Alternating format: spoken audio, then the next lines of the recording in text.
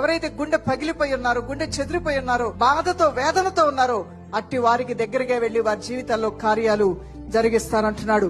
ఉదాహరణకు మనం చూస్తే యోహాను సువార్త 11:35 లాజరు చనిపోయినప్పుడు మార్తా మరియా ఏడుస్తూ దుఃఖంతో ఉన్నప్పుడు ఆ ఇంటికి యేసయ్య వెళ్ళాడు. ఆ ఇంట్లో వారు చెప్పిన బాధలు ఆయన విన్నాడు. వారు కన్నీరు కార్చడం ఆయన చూశాడు. మరి మీ సమస్యకు నేను పరిష్కారం చూపిస్తానన్నాడు.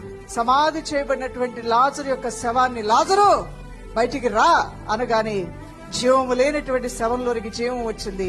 ఆ శవ పేటిక తెరవబడి ప్రేత వస్త్రాలతోనే లేచి బయటకు వచ్చేసాడంట లాజరు. అవును ప్రియులారా, దీనిలోంచి మనమేం అర్థం చేసుకోవాలంటే, నీ జీవితంలో కొన్ని పరిస్థితులు చలనము లేనట్లుగా, కదిపినా కదలట్లా, గద్దించినా మారట్లా, ఏడ్చినా మారట్లా, వద్రా అలవాట్లు మానవన్నా మానట్లా, పరిస్థితుల్లో చలనం లేదు, మనుషుల్లో చలనం లేదు, ఆర్థిక స్థితిగతుల్లో చలనం లేదు. చలనం లేని పరిస్థితుల్లో ఉందేమో దేవుడు తన వాక్కును పంపించి జీవము లేని వారికి దేవుడు జీవం ఇవ్వబోతున్నాడు. దేవుని బిడ్డ,